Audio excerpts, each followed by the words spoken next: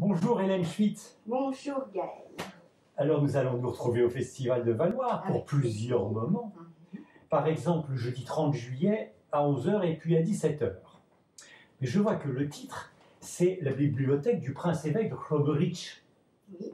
Bon, on va commencer par cette bibliothèque. Alors, il y avait donc des partitions dans cette bibliothèque et on faisait de la musique là-dedans et de manière plus générale, quelle était la place de la musique dans cette société du XVIIe siècle et à l'époque de Heinrich Weber, bien sûr. Alors la place de la musique, évidemment, elle a deux aspects fondamentaux. Elle accompagne l'Église et donc les services de l'Église. On est en terre catholique, en Bohême, et là, la terre de Weber qui est la Moravie, et donc la terre de cette bibliothèque de Kromeritsch, qui est dans une des plus grandes villes de la Moravie, Mähren en allemand, Moravie en français, qui a eu comme tant de contrées de l'Europe de l'Est, des répartitions, des territoires changés, des annexions. Elle a été au XIe siècle annexée à la Bohême. Enfin bref, elle a énormément de frontières avec la Pologne à l'Est, l'Allemagne, notre Allemagne au nord, notre Tchéquie actuelle, et finalement elle débordait cette Moravie, elle débordait le territoire de la Tchéquie actuelle, et elle avait deux très grandes villes qui sont toujours Brno et Olomouc, ou Olomouc, je ne sais pas, Olmütz en allemand, on dit Olmütz en allemand, et Kromeritsch en tchèque, voilà. Et donc là, dans cette ville, il y avait un prince-évêque, comme il y en avait beaucoup dans toute cette contrée de la Mitteleuropa. Par exemple, il y avait un prince-évêque à Salzbourg, qui a été d'ailleurs le maître, protecteur et ami de Weber. Et bien là, à Kromeritsch, à Olmütz, il y avait ce prince-évêque, Lichtenstein von Kastelkorn, qui avait donc deux fonctions. Ça peut paraître curieux aujourd'hui, qui avait une fonction à la fois politique, c'est-à-dire qui réglait la politique de son comté, de son duché, enfin, en tout cas de sa ville, et qui en plus était évêque. Vous imaginez le pouvoir conféré à ces gens, mais en général, le pouvoir devait, et surtout pour un homme d'église, s'attacher à la vertu. Donc la vertu, faire du bien, favoriser les arts, car les arts aidaient à cette époque à la propagation de la vertu. Alors voilà, donc le prince-évêque Lichtenstein von Kastelkorn aimait la musique, mais plus encore, il avait une passion pour le violon. D'ailleurs, le violon est une passion en ce territoire de Bohême. Mozart le remarque. À l'époque de Mozart, on dit encore comme un véritable dicton qu'un tchèque, un véritable tchèque, et Dieu sait s'il y en a dans la musique au XVIIIe siècle, en tout cas, ami de Mozart. Donc, un siècle plus tard, là, bien sûr, mais c'est dire à quel point la tradition de la musique et du violon est particulièrement persistante dans ces contrées, parce qu'on disait qu'un Tchèque dort avec un violon sous son oreiller. Donc voilà, ce prince-évêque, revenons à lui, il aimait particulièrement la musique et le violon. Et donc ses fonctions de grand dirigeant de la ville, donc qui pourrait conférer à des fonctions de bourgmestre, mais plus encore même que de maire. Enfin, il avait des liens aussi avec l'empereur, parce que tous ces duchés, comtés, en Allemagne on dirait Land, toutes ces régions qui étaient regroupées autour d'une cour, donc d'un prince, d'un grand prince, elles appartenaient quand même, en général, au grand Saint-Empire romain, car c'est ainsi que ça s'appelle, le grand Saint-Empire romain, et qui était un fief incroyable du nord au sud, et qui comptait des contrées autant protestantes que catholiques. Mais ici, donc, on est chez les catholiques, et donc, il avait comme passion de collecter Et non seulement il la collectait, mais il la demandait par courrier aux compositeurs qui étaient ses amis. Pourquoi ses amis? Enfin, ses amis plus ou moins. Enfin, il avait des liens d'amitié, en tout cas, avec les grands compositeurs. D'ailleurs, à eux, il demandait directement un exemplaire. On peut imaginer qu'il a demandé à Bieber, on sait qu'il a demandé à Schmelzer ou à Albertini. Il avait chez lui les collections de pièces pour violon. Et il ne faut pas oublier qu'à cette époque, les premières pièces pour violon et basse continue arrivent à partir de 1660.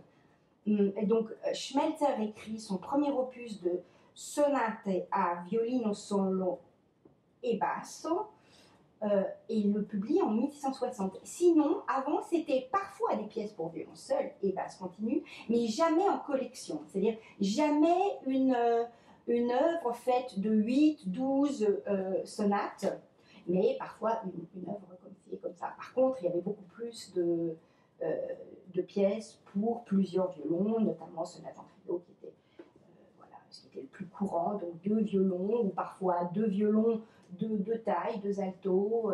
Mais là, avec Schmelzer, avec Albertini, avec Bieber et cette éclosion d'un style particulier qui s'appelle le Stilus Fantasticus, alors arrivent des compositeurs qui vont écrire pour un violon virtuose, avec beaucoup de bagou et dont la fonction est justement, dans le Stilus Fantasticus, d'illustrer les deux aspects de la musique, et pas seulement du violon, mais de la musique, qui est à la fois de soutenir l'âme et de la porter vers les régions les plus spirituelles afin de faire acte de contrition. Et d'un autre côté, l'autre côté de la musique qui est la fête. La fête, les balles, la turbulence, mais qui n'est pas pour autant des choses, qui n'est pas pour autant liée à des événements banals de la vie. Comme aujourd'hui, la musique accompagne tout d'une manière banale. À cette époque, non, elle est rare. Bien, alors, vous avez parlé juste à un moment le mercredi 29 juillet à 21h, on a pu parler de Bieber, nous avons écouté les sonates de Rosaire, de Heinrich Bieber. Alors, du XVIIIe siècle, maintenant nous sommes au XXIe, comment aborder les œuvres qui ont traversé le temps et qu'on a peut-être un peu oubliées, et quels sont les points d'appui sur quoi on peut s'adosser pour les comprendre et les interpréter aujourd'hui? C'est tout le problème de la contemplation des chefs-d'œuvre de l'histoire. Et selon l'époque dans laquelle nous nous trouvons, donc en ce moment, en 2020, il y a des impératifs qui sont générés subtilement ou moins subtilement par notre temps. Par exemple, dans les années 80 ou 90, c'était extrêmement important d'aller dans la substance historique, d'essayer de ne pas se tromper, de chercher les sources. C'était une époque merveilleuse. L'autre versant, c'est aussi le champ d'investigation dans la connaissance, je crois. C'est-à-dire que plus on s'approche plus on se pose de questions sur l'interprétation, plus on essaie de glaner partout où on va dans sa vie comme artiste, soi-même comme éditeur, on apprend des tas de choses. Et donc moi, par exemple, je ne résiste pas au plaisir de vous dire une petite citation.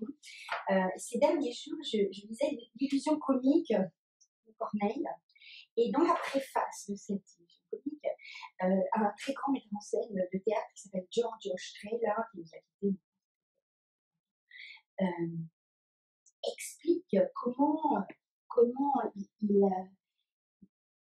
il a mis en scène cette illusion comique et comment il pense à son devoir de metteur en scène, d'interprétation. Et je trouve qu'on oublie parfois, musicien, on est toujours dans ces cases autour de la musique, mais je trouve que le fait de penser à l'interprétation, évidemment, ça concerne les musiciens, mais ça concerne aussi les gens de théâtre. Et même si on n'a pas le même moyen, on est confronté aux mêmes interrogations. Et voilà ce qu'il dit. Quand on lui demande de voir qu'est-ce qu'il veut dire par le devoir de l'interprète, et quand il s'occupe de mettre en scène, il dit certes, il ne s'agit que d'un spectacle sur une centaine d'autres. Il parle de ce qu'il est en train de faire avec les maisons publiques. Certes, il ne s'agit que d'un spectacle sur une centaine d'autres, mais pour nous, c'est toujours notre dernier délire d'amour. Notre dernier besoin jamais assouvi de connaissance, notre ultime recherche qui voudrait toujours être plus profonde. Vous parlez de lire les choses les plus larges possibles. Mais est-ce que ça a un rapport, votre interprétation, avec un peu même la mystique? Moi, je suis profondément croyante. Alors, évidemment, pour moi, aborder une œuvre comme les Sonates du Rosaire, donc, c'est aussi se plonger dans une œuvre mystérieuse, qui est d'ailleurs, elle s'appelle le Rosaire, ou bien le mystère, Sonate des mystères. C'est les mystères qui accompagnent le chemin de la vie du Christ. Et donc, ce qui est très curieux, dans chacune des sonates, dans les 15 plus cette passacale, dans les 15 qui vont chacune raconte un épisode de la vie du Christ, il commence par un grand prologue qui est contemplatif, toujours. C'est-à-dire qu'on soit dans le mystère glorieux, ou douloureux, ou joyeux, il commence toujours de la même manière. Un prologue qu'il appelle parfois sonate, alors que la sonate, c'est tout l'ensemble, mais lui, il appelle son prologue déjà sonate, et là, il y a déjà tout un aspect mystique, c'est-à-dire il ne faut pas le prendre au premier degré, dans la sonate du Rosaire. Il ne faut pas attendre, comme dans Vivaldi, les 4 saisons, un chien qui aboie l'été quand il fait chaud. Non, au XVIIe siècle, on ne représente pas dans la musique des choses aussi claires. Et ensuite, une fois qu'il a écrit ce prologue, qui nous bouleverse, après viennent s'attacher des danses. Et donc, on a les deux aspects.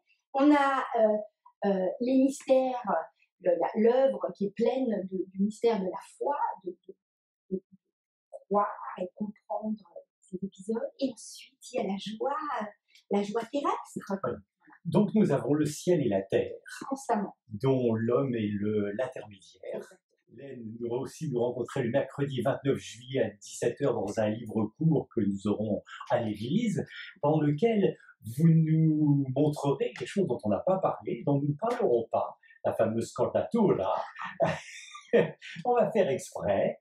D'accord, on n'en parle pas aujourd'hui. Parce que vous nous montrerez, je sais, 2 violons, l'un accordé, on va dire, normalement, et puis l'autre avec ses arrangements de cordes qui rejoignent ce que vous disiez de la mystique, c'est-à-dire d'une musique qu'on n'attend pas. Une musique qu'on n'attend pas, et la scordatura, pour moi, est le moyen qu'a utilisé Bieber. Justement, vous disiez l'homme est à mi-chemin entre le ciel et la terre, et bien cette scordatura aussi est à mi-chemin entre la contemplation, l'élévation et la joie jubilante, le plaisir. Et le plaisir facétieux aussi de désaccorder un violon pour le faire sonner autrement, ou même le désaccorder d'une telle manière pour rendre encore plus épineux le chemin d'aller dans la musique comme on irait dans la foi. Il y a mille interprétations possibles. Merci Hélène.